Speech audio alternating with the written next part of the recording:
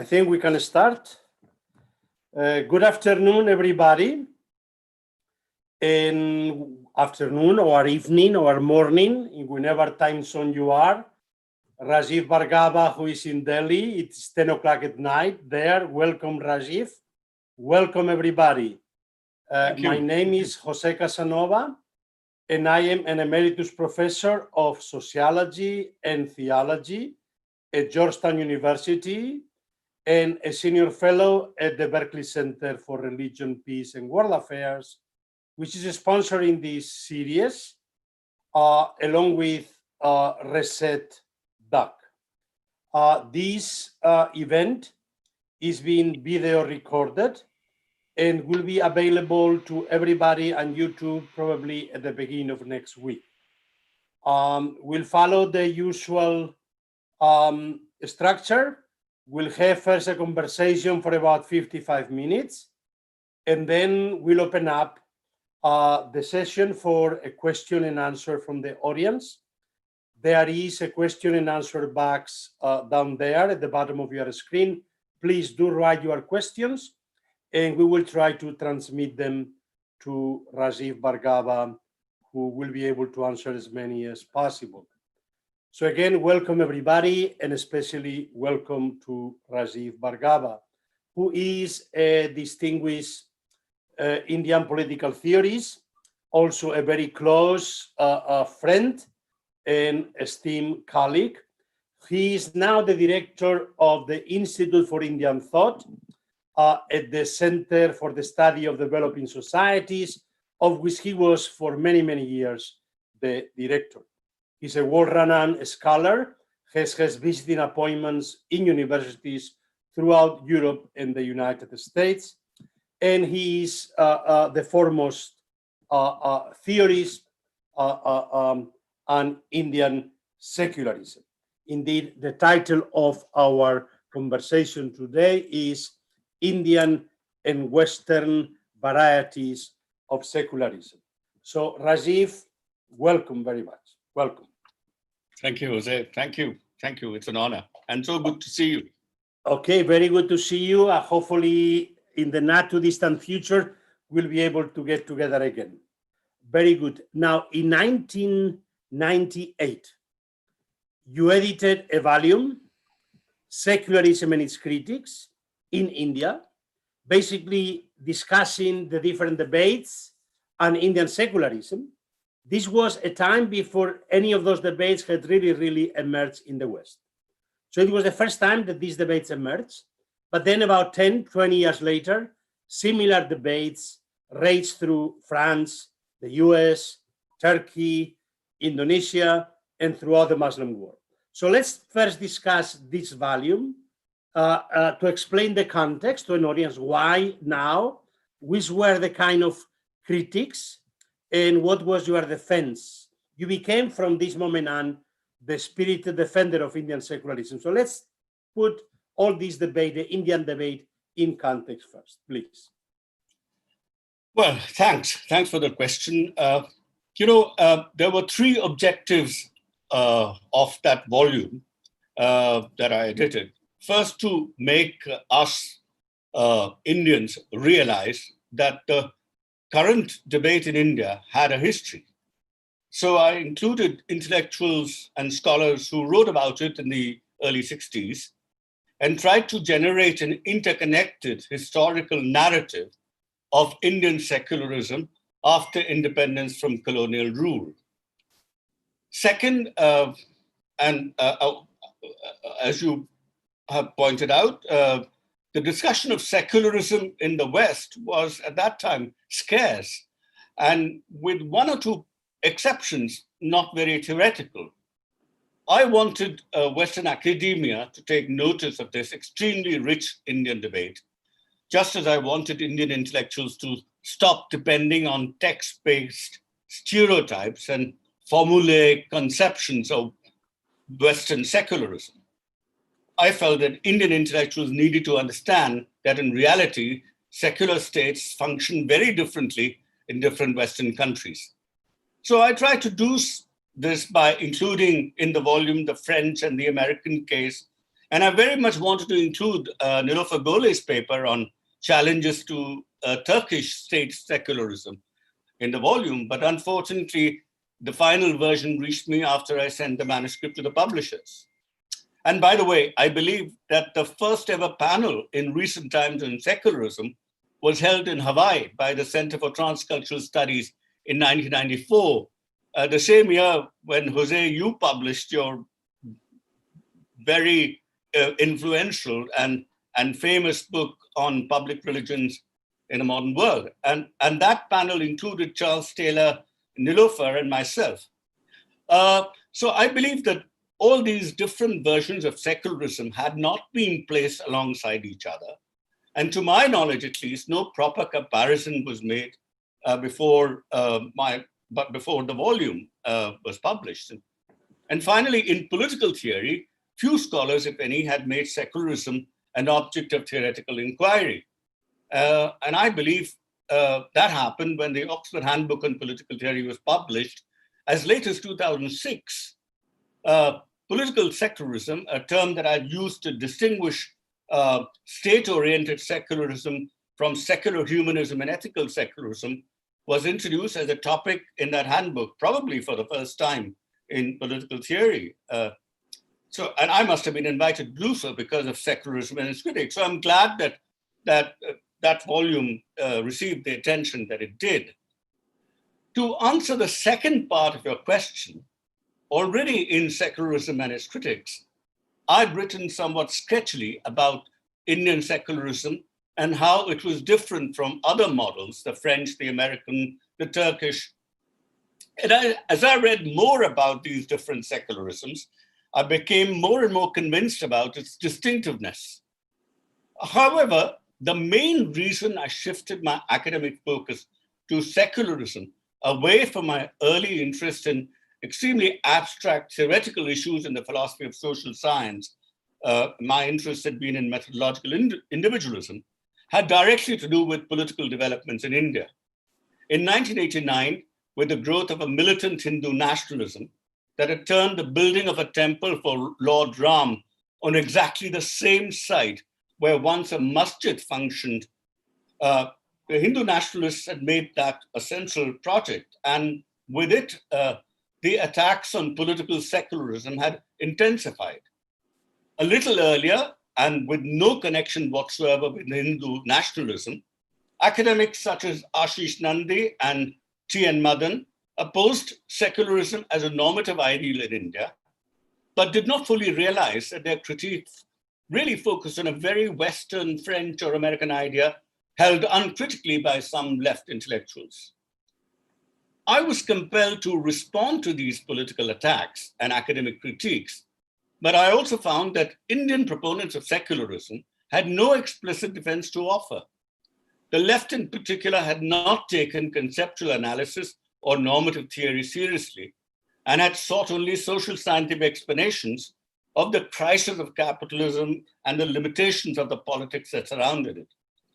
Western political theory, on the other hand, and in particular liberalism, had developed a whole normative vocabulary focusing on values of freedom, equality, justice, and fraternity.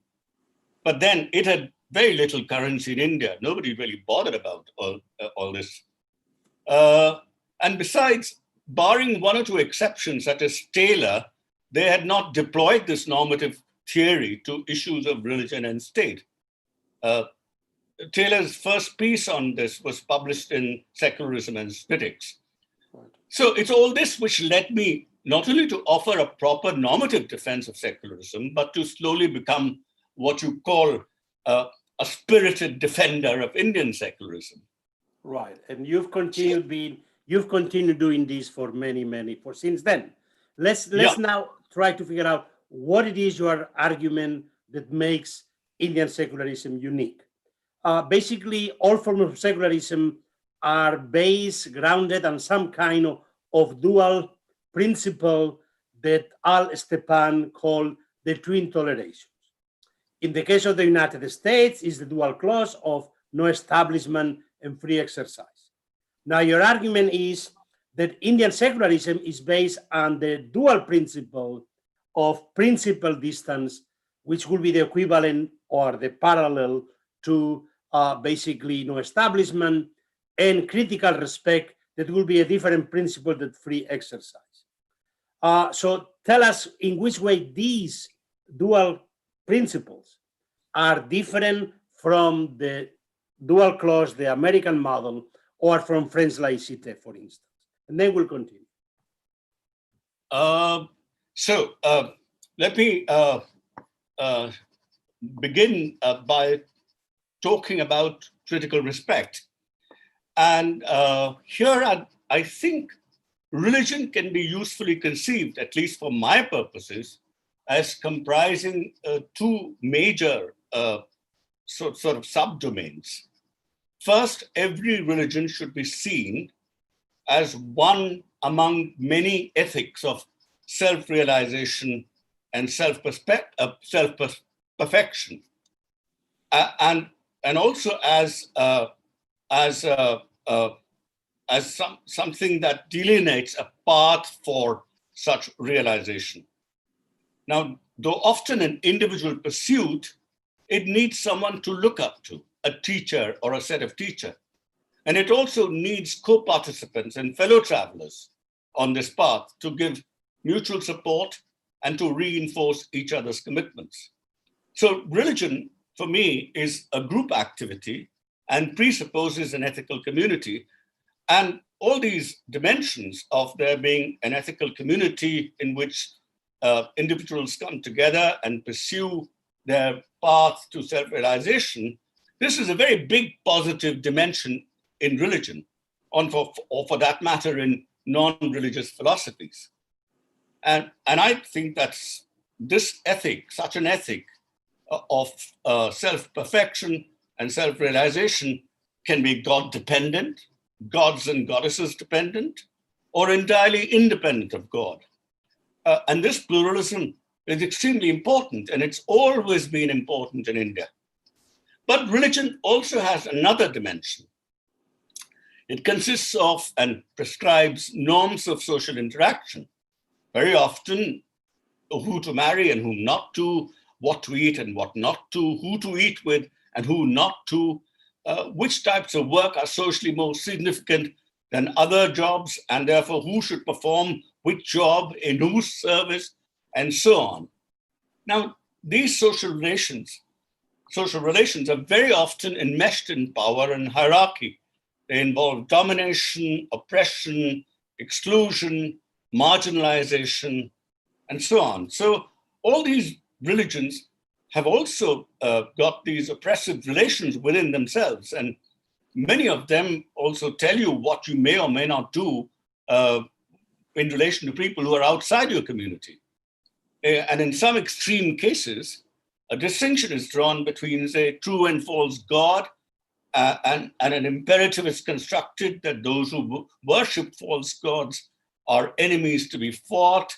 And with this, you have the emergence of a new form of hatred, a new form of violence, a new kind of intolerance, which is directed not only against others, but also against people within the community who are believed to have gone astray, who are tempted by false gods, or forsaken the true doctrine, and so on. So in my view, all religions are deeply morally ambivalent. Some of their aspects must be deeply valued, they're indispensable, and others need to be criticized. And that's what I've tried to capture in the use of the term critical respect.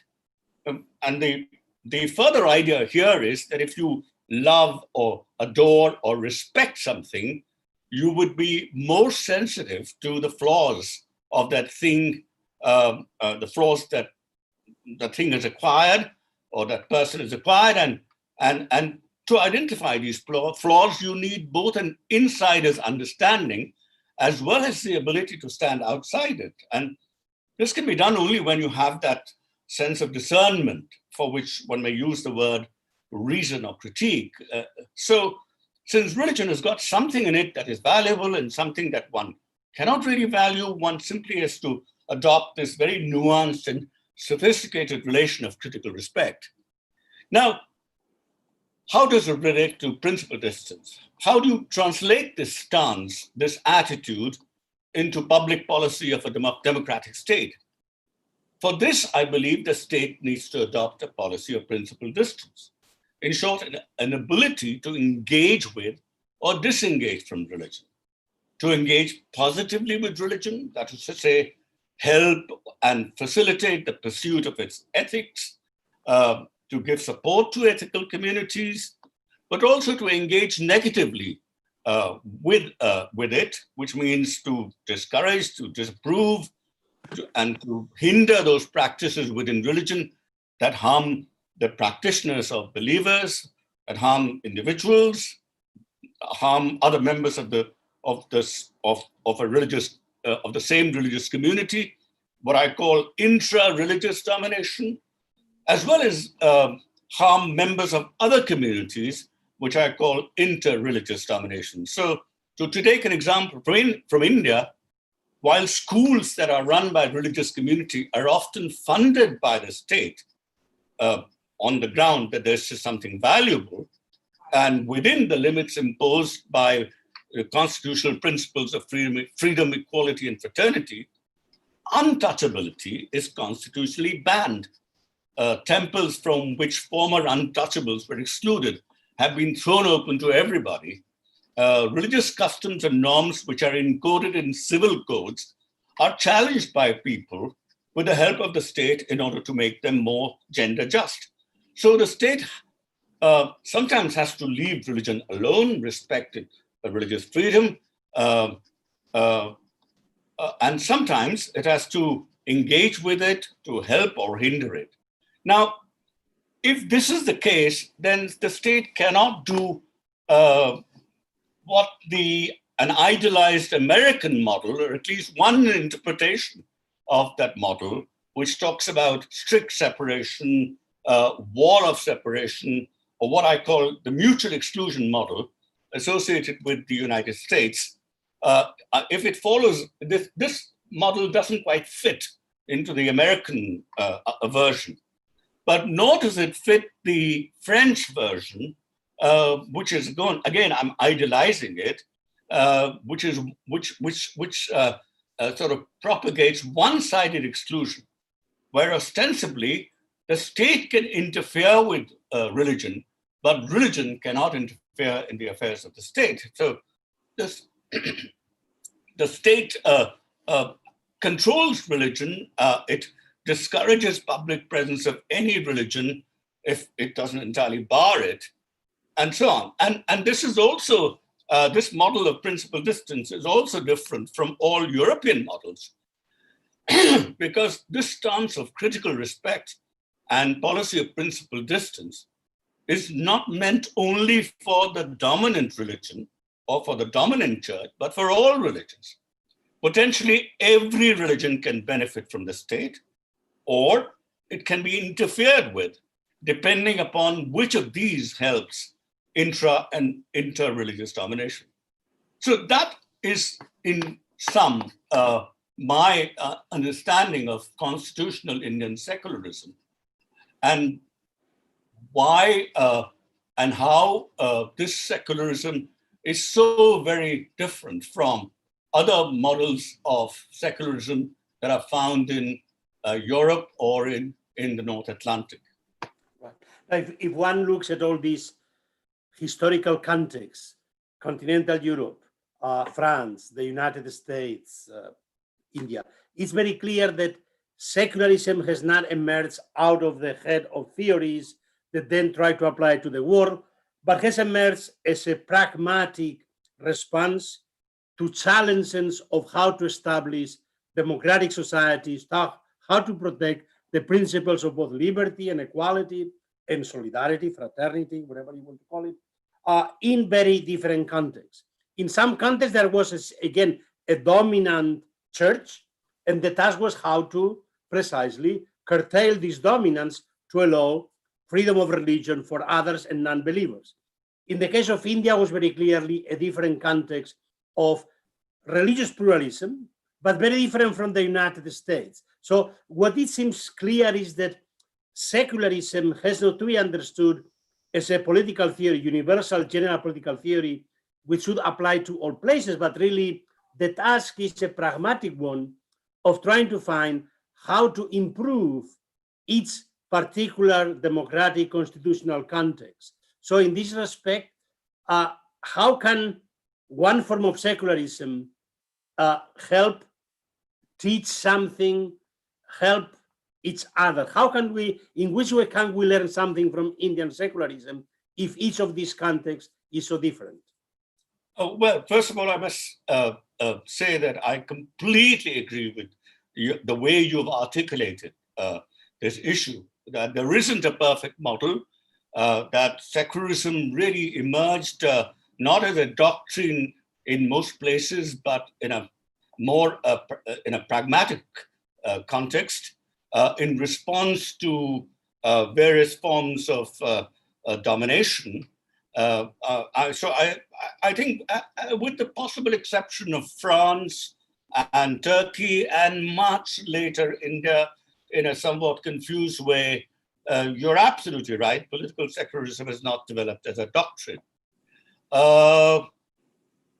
So each secularism, I believe, has not only developed in its own specific context, and to a large extent is valid within that context, but has its own, as I mentioned, its own distinctive features, and this must be recognized. And I've actually used the term contextual secularism for exactly this reason. However, as you pointed out, there is great scope for improvement and mutual learning, and that's a job that must be done imaginatively and without any nationalist prejudice. So I entirely agree that on this point too. Now, I recommend the principal distance model that was developed in India, not because I think it is the best model, or that it should be seen as a blueprint by others, but because I believe that other models of secularism, particularly in the West, developed in predominantly single religion societies. And their main focus was, after a great deal of religious homogenization had taken place, and there was a very strong alliance between one dominant church and the state, in the confessional states. After that, a struggle began between the church and the state, and the secular idea was to separate church and state for various reasons. Many of them had to do with power, but also to some extent for some values, particularly values which were construed more individualistically. So individual liberty and equality between individuals, and of course, in the French case, citizenship equality. But citizens were also construed as entirely independent of religious communities, and they were not their identities were not mediated by religion. So I think that that has significantly changed in the Western countries. The West is no longer what it was in the early 20th century because of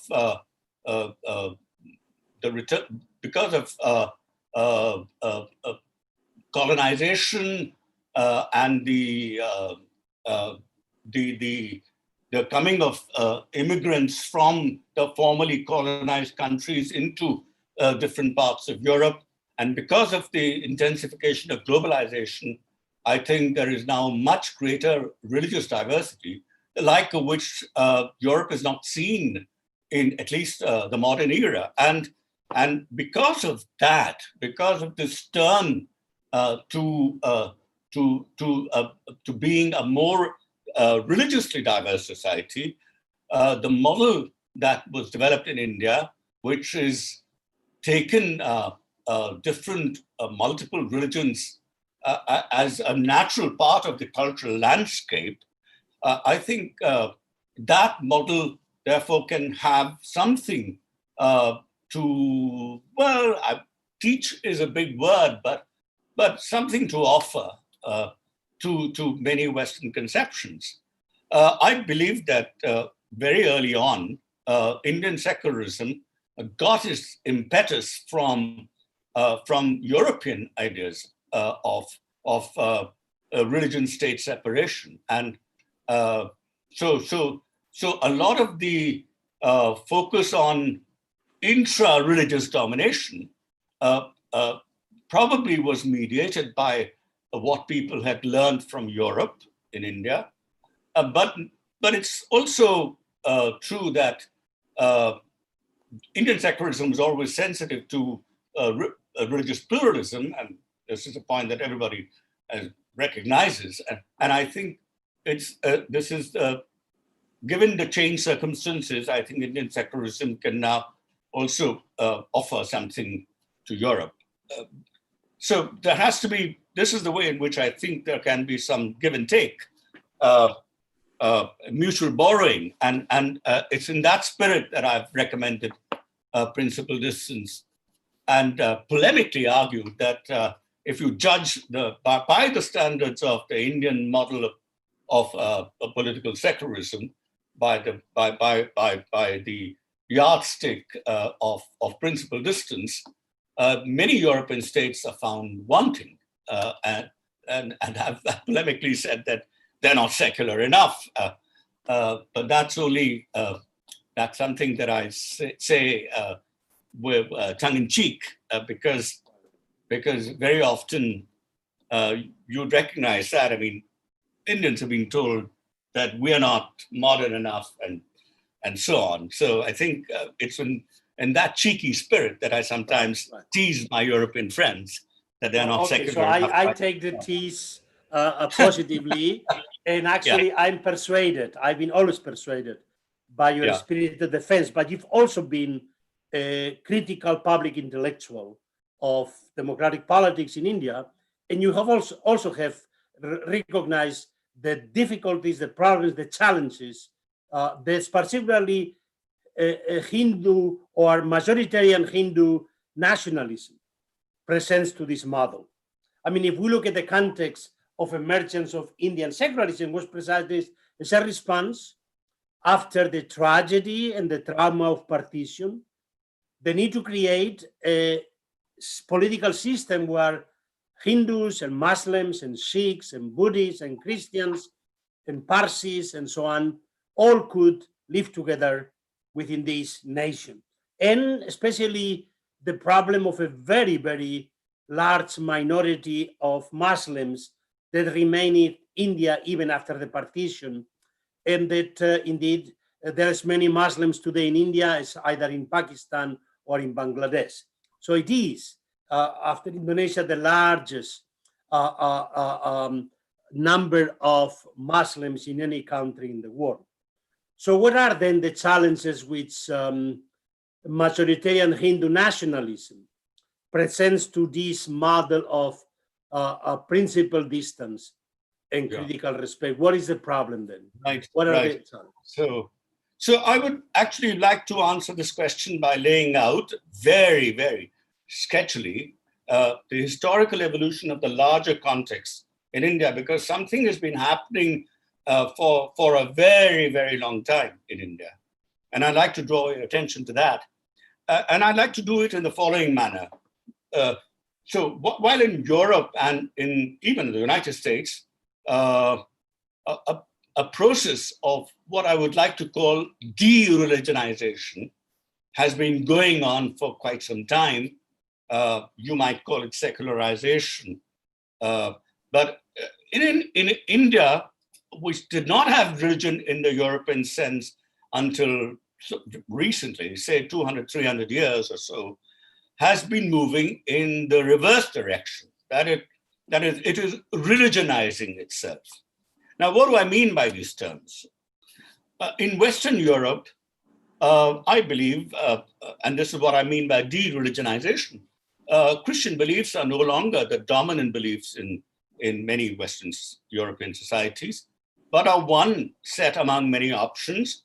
One might say that in Europe, we witness the birth and growth of multiple ethics of self-realization. Pluralization is an integral part of this process of de-religionization, or what Charles Taylor has called a secular age. Now, likewise, the connection that once existed between Christian ethics on the one hand, the Christian sort of mode of salvation, and Christian social norms, that tight connection has been loosening. And this too is a blow to religion in the sense in which I understand it, which I take to be a comprehensive system, which puts together this ethic and the social norms in a very tight connection, so that they become more or less inseparable. But I think that's been sort of blown apart in more recent times for a large number of people in Europe and North America, and likewise the connection that existed between church and state has been that connection has been loosening, and there's been a separation of church and state to various degrees in different parts of Europe. So I see Europe and America as having gone through this process, but in India, in the subcontinent, we are moving in exactly the opposite direction. That doesn't mean that we have eclipsed the kind of cultural context or the social imaginary that existed before our contact with Europe, but certainly things have changed quite radically in the opposite direction, and that is to say, in the direction of religionization. So many Indians are obsessed with creating one unified Hindu ethic, albeit pretty minimally, and this despite the presence of multiple gods and goddesses. Second, to some extent, we wish to forge a stronger link between this system of Hindu ethics with a specific set of social norms, particularly caste-related norms, many of which continue to be hierarchical. So some Hindus have this vision of a unified Hinduism that would make it like what Christianity was, or in some places still is, and what Islam in many countries currently happens to be. And third, there is an attempt to forge a stronger alliance between this unified Hinduism and the state. The most distinguished leaders of the anti-colonial struggle and the majority of those who drafted the Indian Constitution pushed for something very different, for a mix of traditional religious pluralism, which was inspired by Gandhi, and an egalitarian, freedom-sensitive social ethic. So they resisted what I call religionization. They also pushed for a secular state, keeping the ends of the state separate from the ends of all religions. But for a long time, there have been political agents and movements which are trying to undo this. And currently, the political mood in our country, created by the party in power, is against that founding vision. The majoritarian Hindu Nationalist Party is spearheading this push and constitutes a major threat to the Indian Constitution and to Indian secularism. And in this, they were certainly helped by the gradual abandonment of constitutional secularism by all political parties, who replaced it by what I've called party political secularism.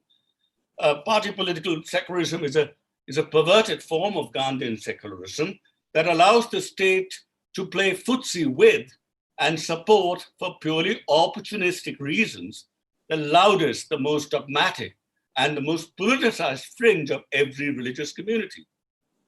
In this party political secularism, the word critical is removed from respect, and respect is reduced to cutting political deals with the self-styled spokespersons or leaders of every religious community.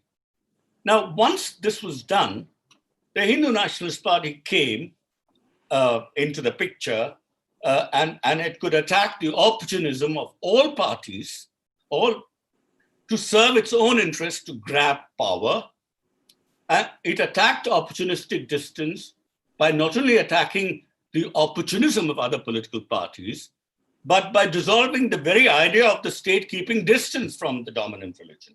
So here, in a peculiar way, you not only get rid of principal distance, but also opportunistic distance by getting rid of distance altogether. And this is a further blow to Indian secularism, because now you have people have begun to imagine all kinds of connections of the majority Hindu religion with the Indian state. Third, should I stop here or? No, please. Okay, and third, this nationalist party, Hindu Nationalist Party, has interpreted the democratic idea of rule by an elected temporary majority to mean permanent rule of an ethnic majority. And they've managed to convince many Hindus that democracy really means ruled by Hindu majority. And therefore, Hindu interests must override the interests of others at any cost. And this too severely damages Indian secularism.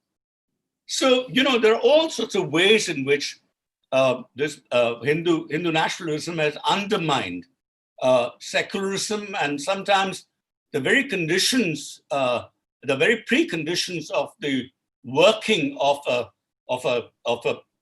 principal distance and of a secular state. Now, to a certain extent, we know that any form of majoritarianism, I mean, what Tocqueville called the tyranny of the majority, of course, is a fundamental problem of all democracies. And to a certain extent, we see throughout the world emerging crisis of secularism, along with a very serious crisis of democracy everywhere. We could begin a conversation about similarities and differences between how these very same issues you've mentioned in the case of India are emerging also similarly in the US. Here it is fought through the courts, but we see how much the courts themselves become part of these political struggles and cannot really develop the kind of principal distance vis-a-vis both the majority or political parties and also religious mobilizers. So let's talk about why do you think that we are everywhere? Because we see this crisis emerging throughout Europe. We see this crisis emerging in Turkey, in Russia, in different ways.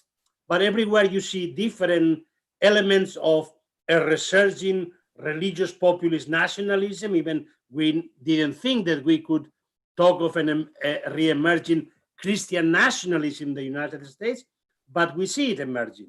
So how can we explain this global phenomenon, and how can we do precisely to somehow further the principles both of democracy and a secular democracy that can precisely somehow maintain the promise of these constitutional arrangements that seem to work for a while, but now appear to be in crisis in many, many places?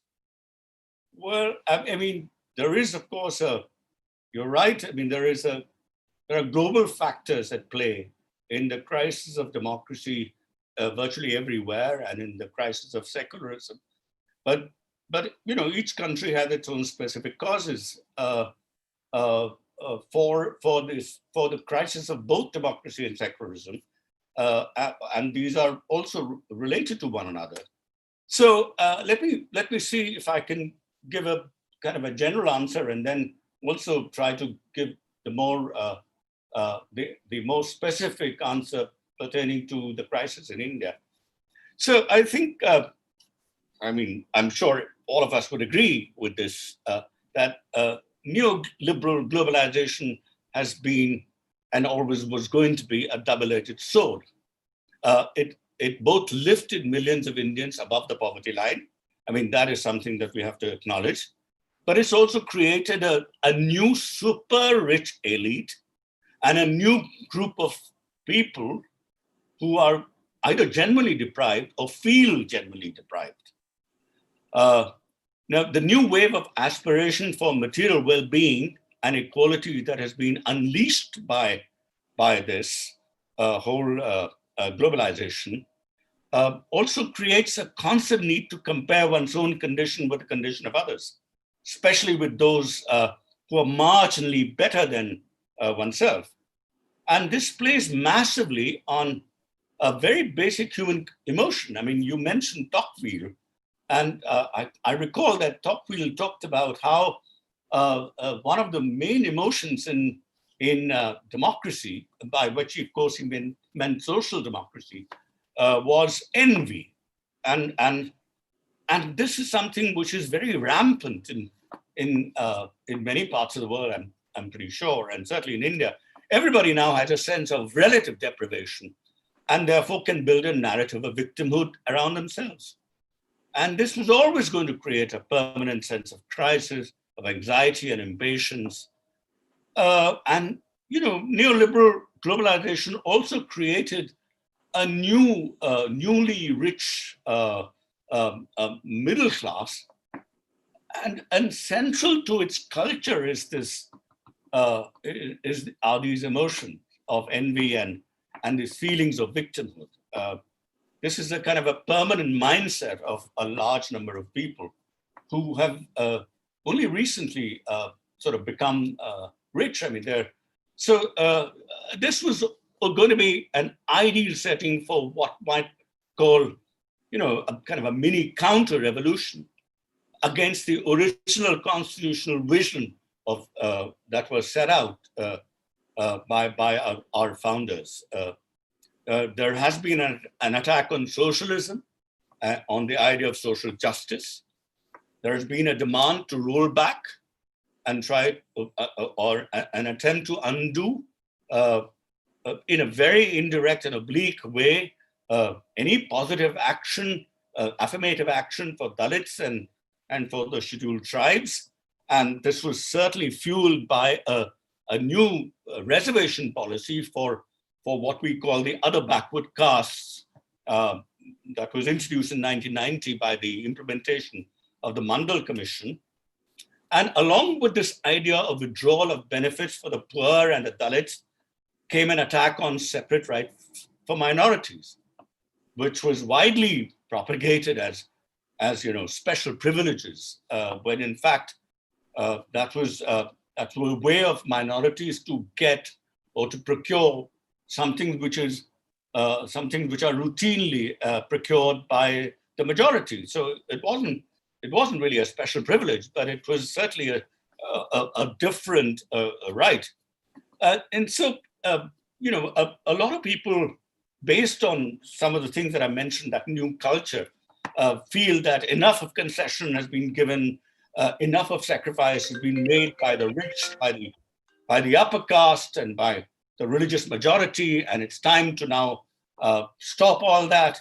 And so, in fact, this sort of counter-revolution has also begun to target the new freedoms that are made available to women. So there's all kind of, crisis in programs of social justice, affirmative action, and secularism, all of which are linked really to the development of the crisis of Indian democracy. But there are global causes at play here. Neoliberalism itself is a global phenomena. But I think the fall of the Soviet Empire always had the potential to have one global, a very negative outcome, which is it didn't have to happen, but it was always there as a possibility. And in fact, I think that possibility has been realized, a new form of barbaric, unbridled capitalism. And with it, the creation of massive economic inequalities.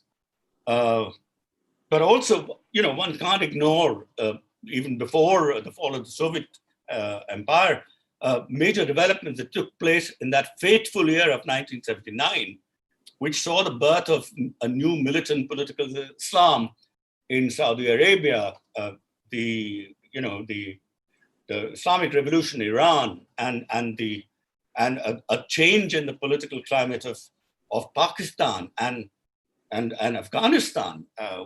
So when 9/11 happened, it was easy to give a massive religious gloss to all these global events. It not only strengthened militant Islamic movements, but exclusivist religious nationalisms everywhere. It launched new imperial adventures, such as the intervention in Iraq, which was bound to have an impact both on democracy and secularism. The crisis of democracy, you can see a symptom of that in new methods of surveillance and the curtailment of individual rights that was brought as a result of 9/11 and the successive wars. The space for the liberal part in the hyphenated liberal democracy seems to have shrunk everywhere. Democracy is more and more reduced to electoral democracy. And as I mentioned already, I mean, there are new militant forms of religious nationalism that have grown in response to this militant global Islam. So all these, and of course, again, this is something which is not a new point at all. I mean, there has been, in the last 10, 15 years, there has been a rise of authoritarian populisms that have magically brought together the big losers and the big winners of neoliberalism together on the same political platform against traditional elites, against the traditional middle classes and the vision that they propounded. And this has happened in India as well. In fact, those traditional elites and the traditional middle classes have jumped to this new ideological bandwagon. The social media is no longer, as it was once believed, a reasonable space for discussion and debate, but it's become an arena of hate speech perpetuated by an army of paid trolls. So all this, I mean, for me, I must confess, it's very hard to think of a proper response to these large, overwhelming global developments. I mean, how do we rescue social media from barbaric forms of global capital and their instrumental use by people who have money and power? I don't know. And I'm afraid my tendency is to retreat to the pre-1991 world of left liberals, thinking of how we can preserve the status quo, how we can conserve the values of the Indian constitutions, how we can bring back social justice on the agenda of popular and peaceful political struggles. These are all, I'm afraid, these may not suffice. This is a new world which needs new responses. And I simply don't have the imagination to contribute to that vision. I don't fully understand it. So while I can see a whole lot of problems, when you ask me, if I can think of a response, I just give up. I mean, I'm really befuddled and bewildered by all that is happening around me, and I need your help. And we must meet more often. All of us. I mean, to all this, I mean, let's add something more to all this pandemonium. Let's add the pandemic. How does the pandemic in any way perhaps affects those developments, perhaps at least makes bare, I mean, reveals precisely all these cleavages and all these problems? So what do you think, how is the COVID pandemic affecting Indian society, Indian politics, Indian secularism?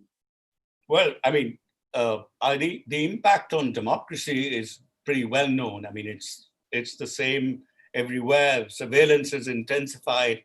The government has access to all our personal data, our health data, and we are ourselves complicit in this because of our addiction to social media.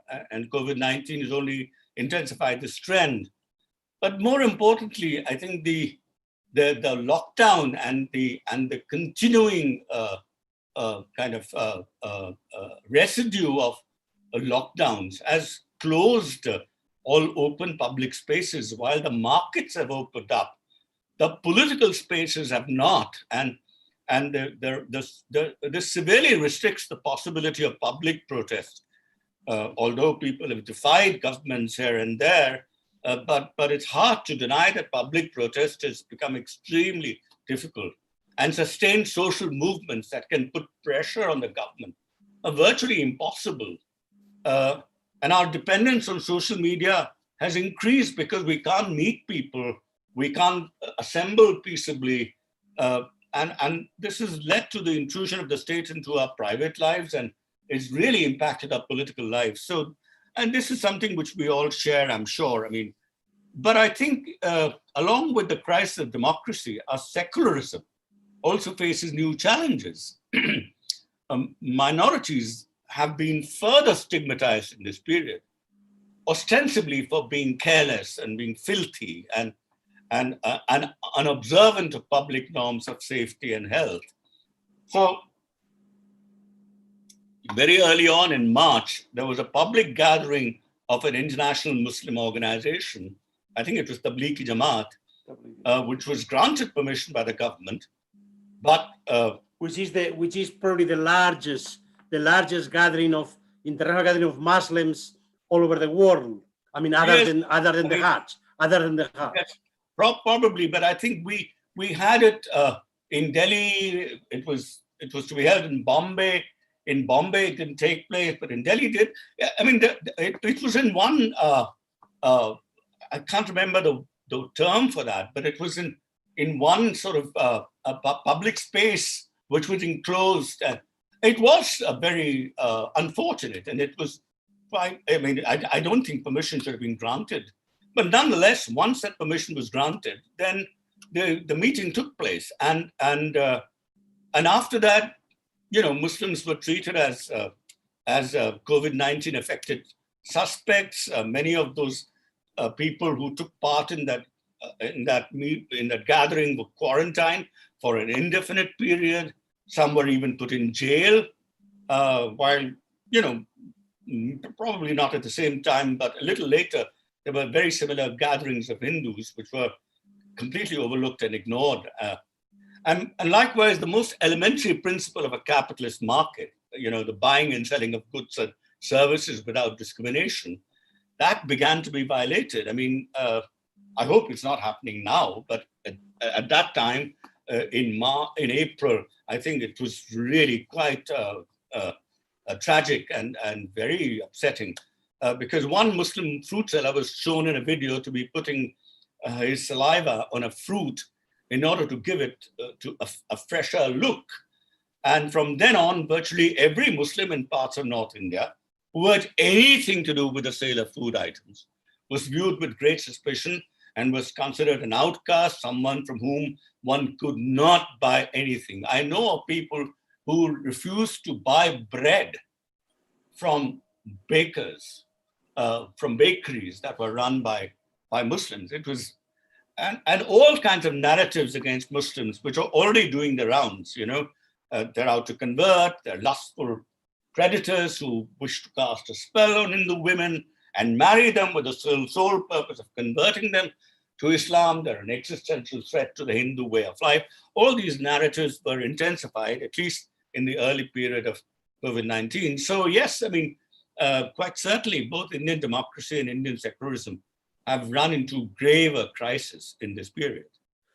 Well, as you know, we are in the midst of, also in the United States, all these issues, all these tensions have emerged, together with the need for social distance. We had, of course, the demonstrations, the movement for racial justice, and then the counter movements of rallies during the electoral and in the name of the right to protest.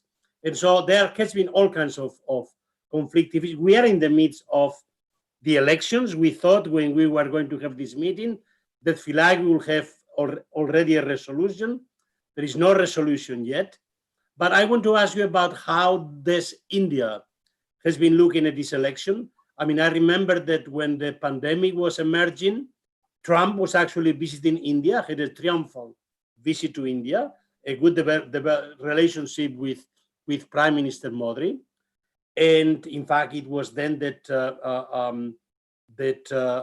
Trump was upset because of the mention of the pandemic had brought down the stock market. So the question is, how do Indian society in general look at American elections? And especially, how has Indian society responded to the possibility that an Indian American and Black American basically could become the first woman vice president of the United States? Well, I think there are two parts to this question. One, of course, is the relationship between India and the United States of America, and that is now reached a stage of a certain stability. I mean, there is a strategic partnership, both in matters of defense and in trade and on trade, that's been developing for now 20 odd years, or more perhaps. And I think that's not going to change. It's going to be, the basic terms of alliance between these two countries is not going to change with the election of Biden, if Biden and Harris were to become president and vice president. I don't think that's going to change. But Trump has given a massive impetus worldwide to aspiring rulers to enter politics by breaking every established political norm and convention. He's encouraged a complete disregard for law. He's encouraged a cult of personality. He's treated state treasury as his own personal wealth. And if Biden and Harris were to be elected, and if they were to stop all this from happening, it will certainly have some impact on the political culture of America's democratic partners, such as India. I mean, some impact. I mean, their election gives a faint hope to liberals and Democrats in other parts of the world.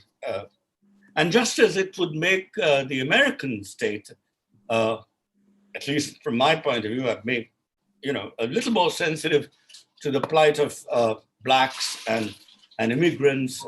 Just so I think it may have some restraining influence, just a wee bit, on the further consolidation of majoritarianism, and it might discourage some blatantly discriminatory practices against minorities. But I really can't say. My personal view is obvious to, I'd really, no matter what happens, it'll be wonderful to have this political change. If that were to happen, it would be good for, I believe, for the entire world.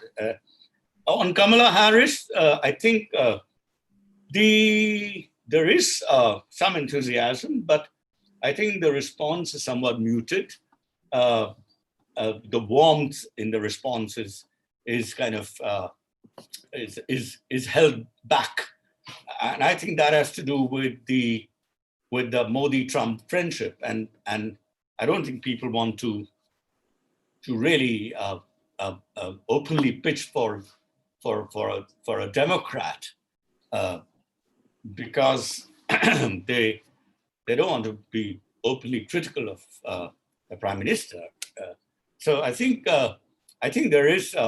Certainly in Tamil Nadu, where Kamala Harris's mother comes from, and you can see it on television. I mean, Kamala Harris's uncle is everywhere on Indian television, talking about American elections and so on. And so I think there is some enthusiasm, but I wouldn't say that its public expression is as kind of robust as it would have been if it was not for this Modi-Trump partnership. But if that were to happen, it would be a great development, a good, very reasonable development, the election of Biden and Harris. Well, thank you very much. I think that we've already reached the time when we need to pass to the question and answer period from the audience. I've gathered here a few questions. Let me put two together, which are basically critical remarks on your conception of Indian secularism or the extent to which it is still valid. There comes a question from one of our friends, Joseph Prabhu, who writes, given the features of militant Hindu nationalism that you describe, it seems very little is left of secularism as you originally theorized it. Is it useful analytically to preserve the notion of it at all, given that both critical respect and principal distance are greatly undermined? Another version of the same question comes from Jeff. How do you respond to Cecile Laborde's recent critique of your position of principal distance, stating that it lacks critical distance, and so it cannot explain when and why Indian law and policies fall short of secularism? It's a very broad critiques, but I want to give you a chance to answer whatever you think is relevant from those critiques. Okay, I think, yeah, thanks a lot for these questions. Well, I think, it's undeniable that that both, I've myself been saying this, that the Indian Constitution is under attack. Indian secularism, as it was spelled out in the Constitution, is also being undermined. And this process of undermining it has been going on for several decades. The BJP is not the only party. It has made full use of this. It's exploited it fully, but the dismantling was done by many political parties, and in fact by misconceptions and misunderstandings among Indian secularists themselves. So my whole work really started because of my interest in secularism started because of that crisis in Indian secularism. But I think it's important to know, what exactly it is, what principles, what standards are there from which or by which we can judge the practice of Indian secularism. I think those standards are to be found in the Constitution. Those standards must not be imported from one or the other European models, no matter how influenced in its early phase Indian secularism might have been by these conceptions. I think it's very important to keep underlining that there were what these standards were and how Indian secular practice has fallen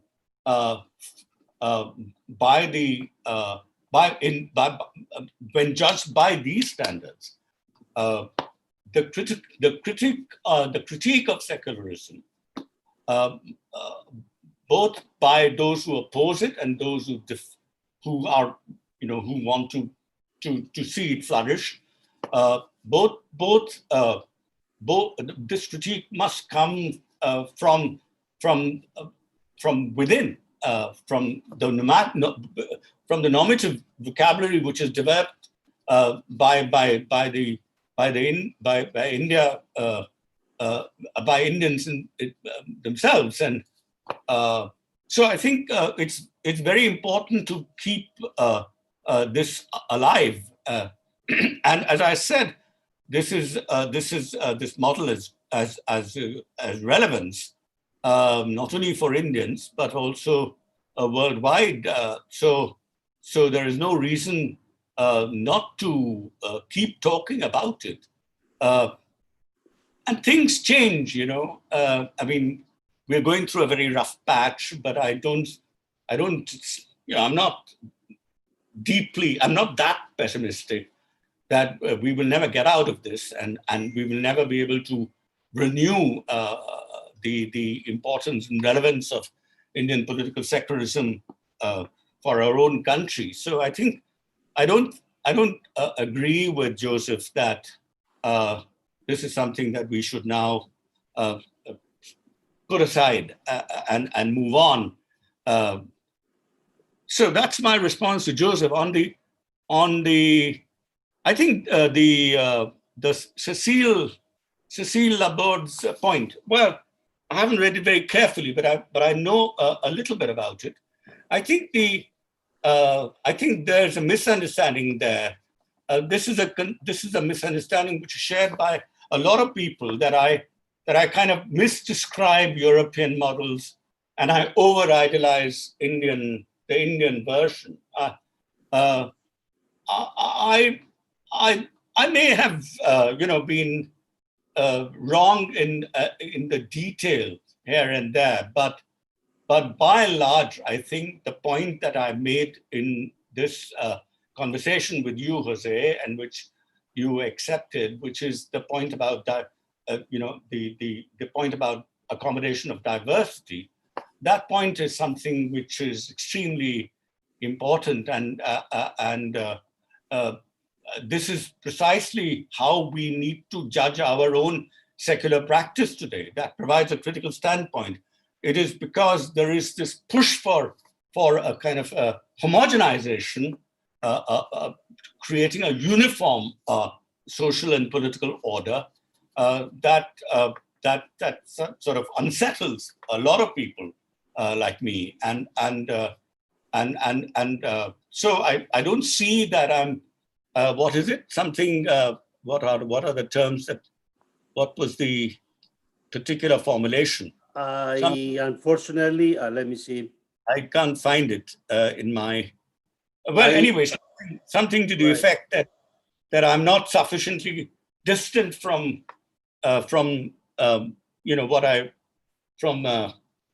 what is it, secular practice or. Right. Well, I think I disagree with that. I don't see that I haven't kept a distance. I mean, my whole idea of critical respect and principal distance is premised on certain fundamental moral values, and from the standpoint of which I critique both Indian practice and practices elsewhere. So that I think this is a misunderstanding. But the other point, which is there in in Cecile Laborde's paper, which is that liberal democracy is sufficient, and that we can dispense with the term secular.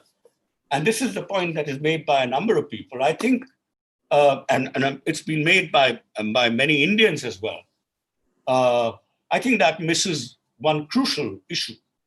I think secularism is not just about not just against discrimination on grounds of religion. It's also about public recognition to groups who define themselves in terms of their religion. I think that's an issue which is there in Europe. I think a lot of what we call multiculturalism was about what Charles has called a politics of recognition. And I think the introduction of minority rights in India and the whole issue between Hindu and Muslims in India has been about public recognition of their distinctive religiosities.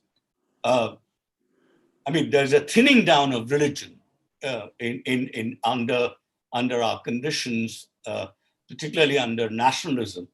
That I agree with. But nonetheless, even when religion becomes a mere identity marker, it's about recognition, and liberal democracy, because of its very strong commitment to individual rights, doesn't have a place for these kind of rights of recognition. And even if you dispel the vocabulary of rights, there has to be some space given to communities to identify themselves and to define themselves in terms of whatever group identity that they wish to foreground. So, and I think secularism alone, by providing rights to religious minorities and by fighting inter-religious domination, is able to do that. That's why it's important that liberal democracy acknowledges there's a kind of a separate space for a distinctive space for secular politics, which I agree is partly to do, as I said, with non-discrimination, but it's also got to do with this. It also has something to do with this dimension of a recognition. I think the board. I'll probably write to her, and I will respond maybe publicly. But I think this is something which is not acknowledged by her. I hope that satisfies. And well, yes. On a related issue, there is a question by Tarunjit Butalia on Gandhi's view of secularism.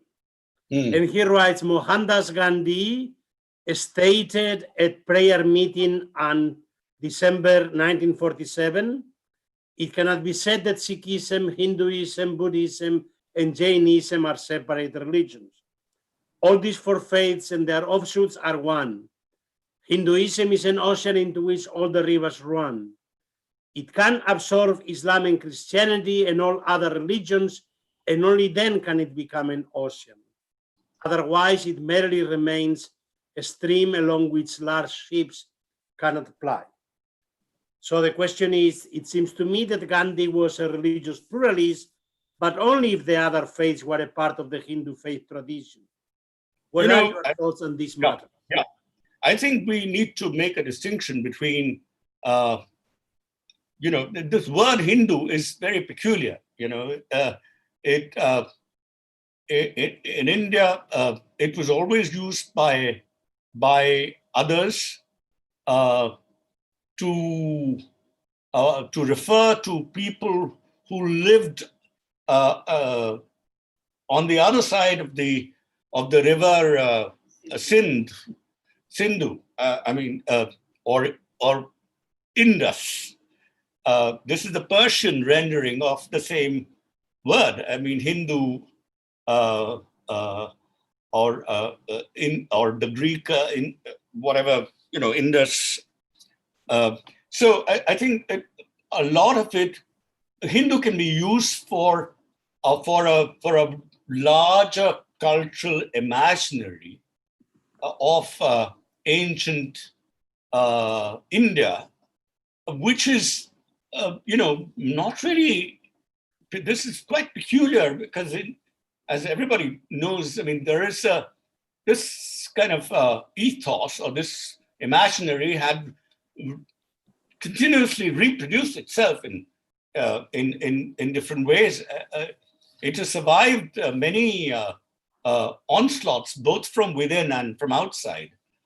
And I think this is a kind of a culture in which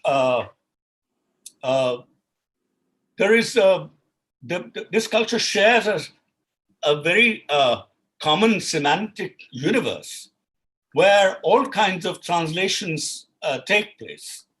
The gods of one culture are believed to be equal to the gods of another culture, and that's what Gandhi kept saying. One of his famous prayers was, Allah tero naam, Ishwar tero naam. Meaning your name is Allah and your name is also Ishwar. I mean, so it's the same, whatever God or entity, which is called by different names. And this is very, very common in the ancient, so-called, I mean, this is a term that we shouldn't, perhaps we should use it. Polytheistic cultures of ancient world, of the ancient world. But not only was there this equivalence that was established this by translation, but also gods were hyphenated. Two gods of two very different cultures were brought together, half of this and half of that, or they were related to each other in some kind of kinship. So Ganesh becomes the son of Shiva and so on and so forth. I mean, there are all kinds of ways in which, by equivalence, by hyphenation, or by some other invented relationship, you have this very intrinsic world created in which you don't really convert from one to the other, because conversion means leaving one and adopting something else. Whereas here, Gandhi always felt there was no point in conversion. Sometimes he felt that you could be both, you could be many. There is no need to be just one. You could become many. You could have many belongings or many attachments. So I think this is a particular formulation which if it was the only formulation of Gandhi, I would disagree with it. But in fact, Gandhi, had, innumerable other contexts in which he spelt out his own version of secularism, which was not of absorption of other religions into Hinduism, but of being able to see that all religions that have come to the subcontinent begin to share this common semantic universe, this kind of the social imaginary, which encourages a very distinct kind of pluralism, and which allows people to be many rather than to be exclusively one. I think that's the spirit in which you should understand Gandhi, not as somebody who's trying to make, to absorb other religions into one, and to accommodate other religions only on condition that they all become Hindus in some large inclusive sense. I think that is more a Savarkarite idea, or an idea that there are Hindu Mohammedans and Hindu Christians and so on. I think Gandhi's idea was very different. Let's end on this positive note of inclusive pluralism. Unfortunately, we've reached the limit of our time. Thank you, Professor Bhargava, for this fascinating conversation. Thank you very much. And thank you, everybody, for attending this conversation. Many questions, unfortunately, had to remain unanswered, but they are there in the question and answer.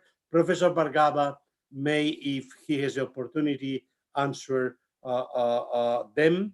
And again, to everybody, a reminder that this conversation has been video recorded and will be on YouTube, available on our website early next week. Thank you so much, and hope to see you on our next episode of a Global and Religious Secular Dynamics that we are counting, that will be scheduled on November 19th with Professor Robert Hefner from Boston University. We'll confirm it shortly. In the meantime, thank you and goodbye. Thank you. Keep safe, everybody. Rajeev, thank you, Jose. keep Thank safe, you for having and me. we'll see you. And thank you, all the others. I'm afraid I kept moving backwards as I spoke instead of coming forward, which is exactly the opposite of what I was told. I should be up front, but I think I receded into the background. I hope I was okay. It was good. It was good.